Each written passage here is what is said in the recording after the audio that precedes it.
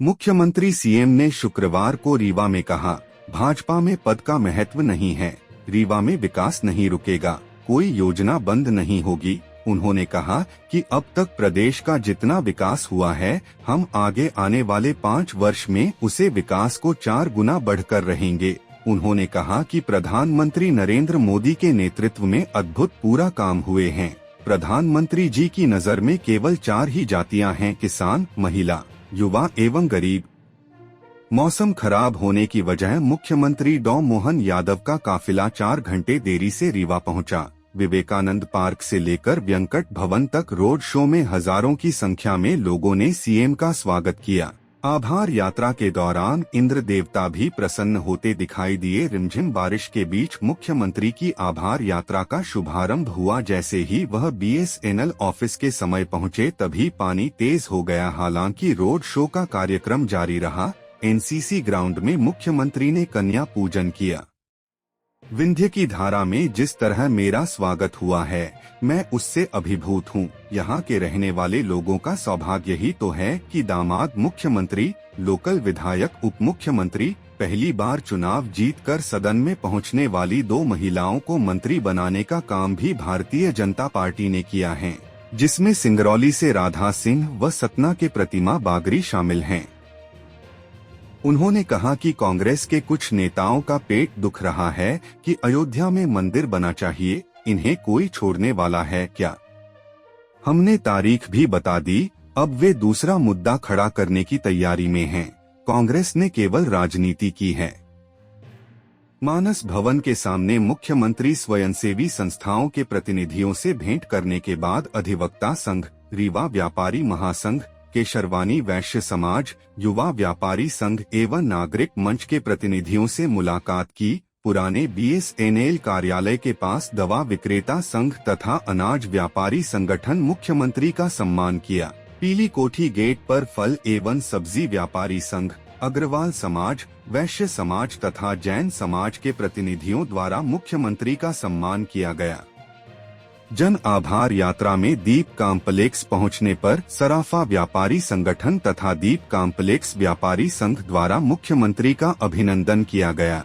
इसके बाद मुस्लिम समुदाय के प्रतिनिधियों, सिंधी तथा सिख समाज के प्रतिनिधियों एवं विंध्य व्यापारी संघ के प्रतिनिधियों से भेंट की है।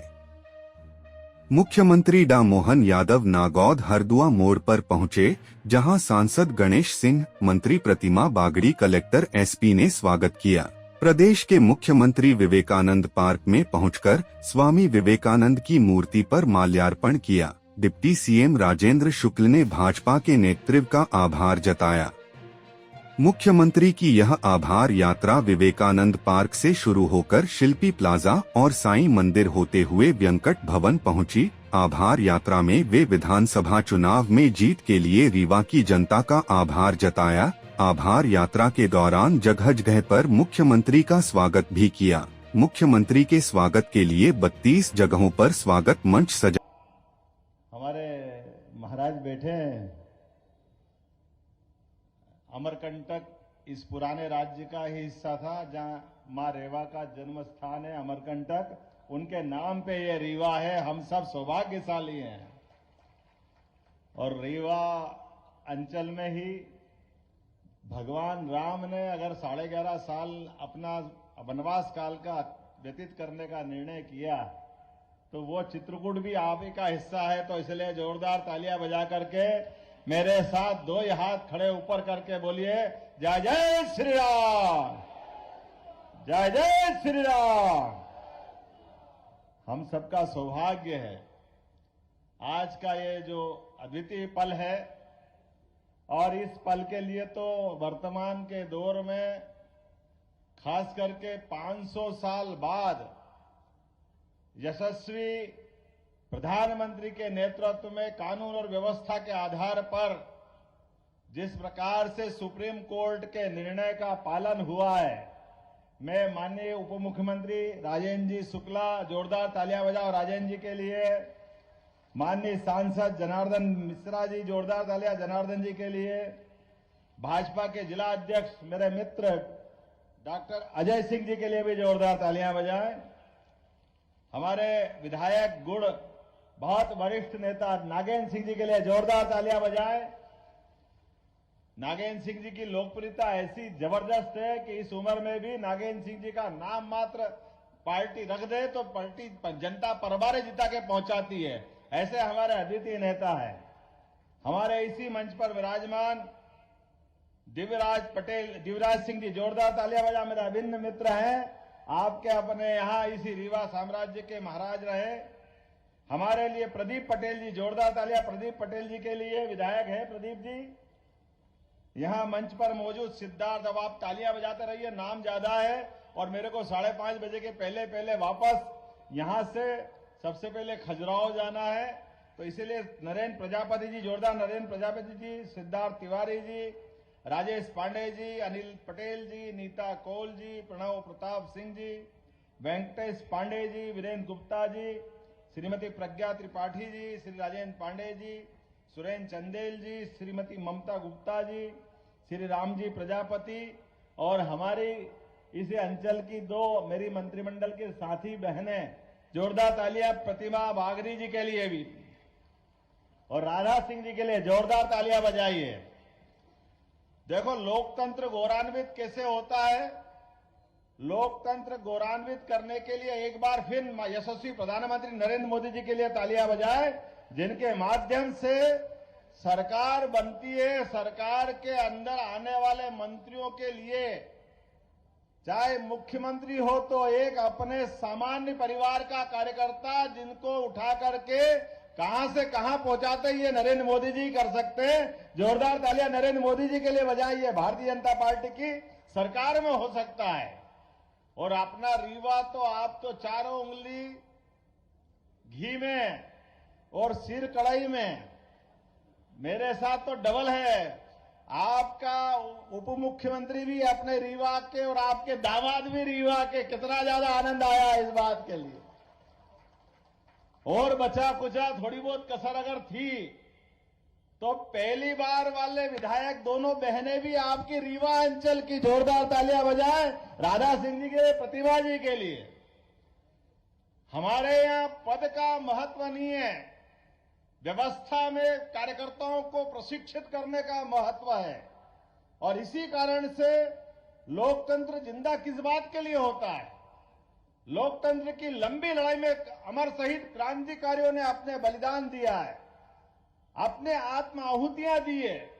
और रीवा का तो मैंने अपने दिव्यराज सिंह जी से सुना है, रीवा हमारा वो साम्राज्य है जब मुगल सत्ता ने तलवार के दम पर अच्छे को परास्त किया, तो रीवा साम्राज्य ने हमारी सनातन संस्कृति को बचाने के लिए सदैव युक्ति बुद्धि से अपना रास्ता निकालते निकालते पूरा सनातन धर्म को बचाने का प्रयास किया है। मैं इस बात के लिए आनंदित भी हूं कि हां, रीवा का अपना वाकई समय आ गया विकास का। जोरदार तालियां बजाओ, अब कोई कोर कसर बाकी नहीं रहेगी रीवा के लिए।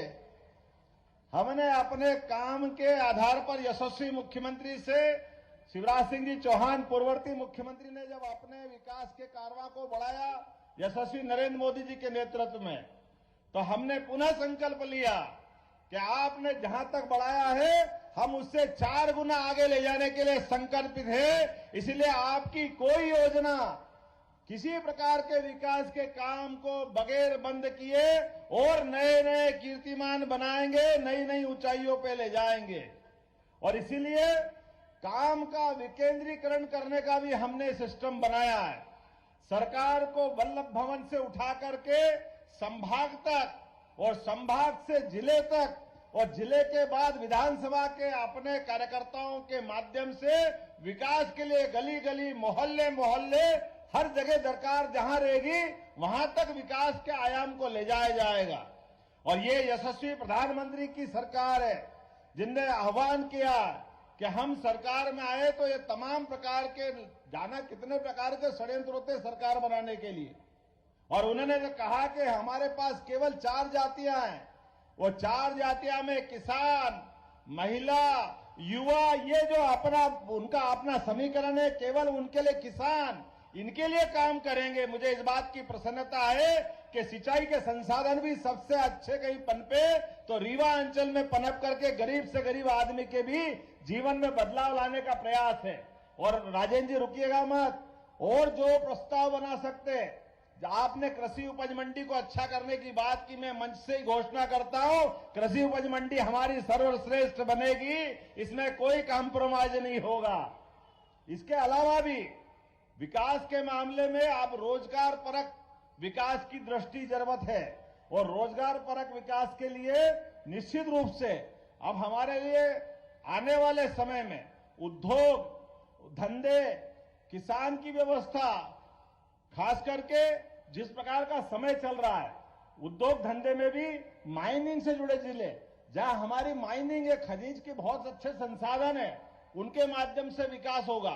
तो वो जिले जहां ये पहले से लगे वो तो अपनी जगह है ही, लेकिन ऐसे जिले जहां इसकी दरकार है, अभी गुंजाइश है, उन जिलों के लिए विशेष सब्सिडी देकर के उनको भी खड़ा कर करे प्रत्येक बेरोजगार के हाथ में सरकार कोशिश करेगी उनके जीवन में सुख का उजाला आए, उनका जीवन भी बदले, ये प्रयास हमारी सरकार का रहने वाला है। नई शिक्षा नीति के माध्यम से यशस्वी प्रधानमंत्री ने नया दरवाजा खोला है कि हाँ, विकास तो हम करेंगे, लेकिन केवल रोटी कपड़ा मकान की बात नहीं करेंगे। रोटी कपड़ा मकान तो होगा ही, लेकिन सनातन धर्म के मामले में कोई कॉम्प्रोमाइज करने वाले नहीं है। हम अपनी सनातन संस्कृति को भी सर्वोच्च स्थान पर रख करके आगे बढ़ेंगे। इसी आधार पर, क्योंकि ये भारत अपने आप में इन विशेषताओं के कारण से ही दुनिया में सदैव आगे बढ़ता रहा है। इकबाल ने कहा है कि कुछ बात है कि हस्ती मिटती नहीं हमारी। तो यूनान, मिस्र, रोम बड़े बड़े साम्राज्य थे, लेकिन वो सारे के सारे साम्राज्य धराशायी हो गए। लेकिन हमारे अपने भारत की विशेषता है, ये अपने यहां पर अपनी परंपराओं के साथ अपने पुरखों के बनाए वो उच्चतम मापदंड, उनको सबको स्थापित करके चलता है। इसलिए प्रभु राम में आस्था करने का मामला हो तो हाँ कहता कि हाँ हमारे पूर्वज थे। अब ये अलग बात है कि उसके मामले भी लोग राजनीति करते हैं। जिनको राजनीति करना वो राजनीति करे, उसकी परवाह भारतीय जनता पार्टी न कभी करी है न कभी करेगी। प्रभु रामचंद्र जी ने सारा जीवन अपना कदम कदम पर पूरे भारतवर्ष के लिए समूची मानवता को धन्य करने के लिए गुजारा है।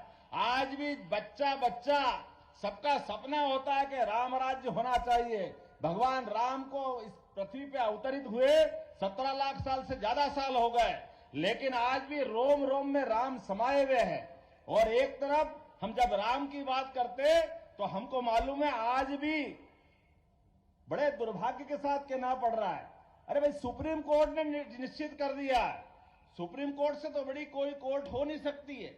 सुप्रीम कोर्ट ने निश्चित किया कि हाँ अयोध्या में भगवान राम का मंदिर बनना चाहिए, वो मार्ग प्रशस्त होना चाहिए। मुझे इस बात की प्रसन्नता के मुस्लिम बंधुओं ने भी, जो पिटिशनर थे, उनने भी कहा कि हाँ हमको भी सहमति है, हम ये भगवान राम का मंदिर अयोध्या में बनना चाहिए। लेकिन अभी भी कांग्रेस के कुछ नेताओं का पेट दुख रहा है, अभी भी वो मानने को तैयार नहीं कि वह मंदिर बनना चाहिए। कोई इनको छोड़ने वाला है क्या? आप बताइए, ऐसे लोगों को कोई माफ करने वाला है क्या जो प्रभु राम के मामले में अड़ंगा लगाए? जीते जी पहले कह रहे थे प्रभु राम की बात करते हो, मंदिर वहीं बनाएंगे, तारीख नहीं बताएंगे। अब जब तारीख भी बता दी, मंदिर भी तैयार है, 22 जनवरी को हमारा अपना प्रभु राम के गर्भगृह में प्रवेश का भी मामला है, तो अब कह रहे हैं दूसरा मुद्दा खड़ा कर दिया। अरे भाई वो मूर्ति कहाँ है? अरे भैया तुम्हारा तो भरोसा ही नहीं था राम में, तो भगवान को कहाँ ढूंढ रहे हो? भगवान तो हमारे और आपके दिल में, जो प्रभु को राम को माने वो राम के। आपने तो केवल राजनीति की है। ऐसे राजनीति करने वालों को मैं निश्चित कह सकता हूं कि आज जिस प्रकार से जन आभार यात्रा के माध्यम से वैसे तो प्रदेश भर में माहौल बना है, लेकिन रीवा ने सबसे ऊंचा छक्का लगाया है, सबसे ऊंचा अपना आज का परचम लहराया है।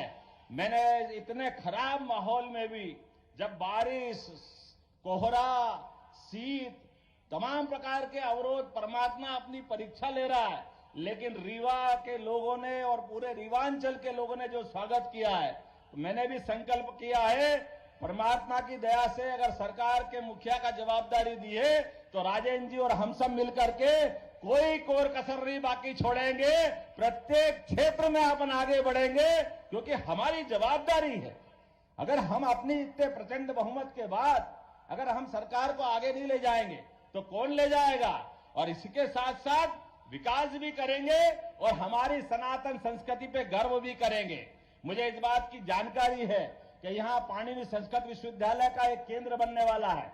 20 करोड़ की लागत से उसका हमने सेंटर का विकास करने की बात कही है। अगर 100 करोड़ भी लगेंगे राजन जी, तो निश्चित रूप से उसमें भी कोई कोर कसर नहीं बाकी रहेगी। जिस क्षेत्र में भी पैसा लगेगा, जो विकास का काम की आवश्यकता होगी, वो सारे के सारे काम होंगे। और आज हमने संयोग से मैंने कहा था कि यहां पर मैं जहां जा रहा हूं केवल आभार रैली नहीं कर रहा हूं, केवल भाषण नहीं दे रहा हूं। हमारे सभी माननीय विधायक, सांसद, मंत्री, इनके संभागों के साथ लॉ एंड ऑर्डर की बैठक। आप बताइए, वर्षों वर्षों से थाने बने हुए थे, लेकिन थानों की सीमाओं को लेकर जनता की कठिनाइयों के लिए अभी बहुत इस बात में गुंजाइश थी। हमने निर्णय किया कि थानों की सीमा बदली जाएगी और जहां जहां नजदीक से नजदीक लॉ एंड ऑर्डर के लिए व्यक्ति पहुंच सकता है, 31 जनवरी के पहले पहले उसको दुरुस्त किया जाएगा। हमारे कार्यकर्ताओं का तो ठीक है, आम जनता का भी मान सम्मान के मामले में कोई भी प्रशासन का अधिकारी बदतमीजी करेगा, हमारी सरकार बर्दाश्त नहीं करेगी किसी कीमत पर। वो कितना भी बड़ा अधिकारी क्यों न हो, सरकार का मतलब जनता की सरकार है, गरीबों की सरकार है, जनता के बीच से चुन के आते हैं। तो जनता का सम्मान करना हमारा भी दायित्व है और अधिकारियों का भी दायित्व है। इस मामले में कोई कॉम्प्रोमाइज नहीं किया जाएगा। जो शासन के निर्णय हैं, हम शासन के सभी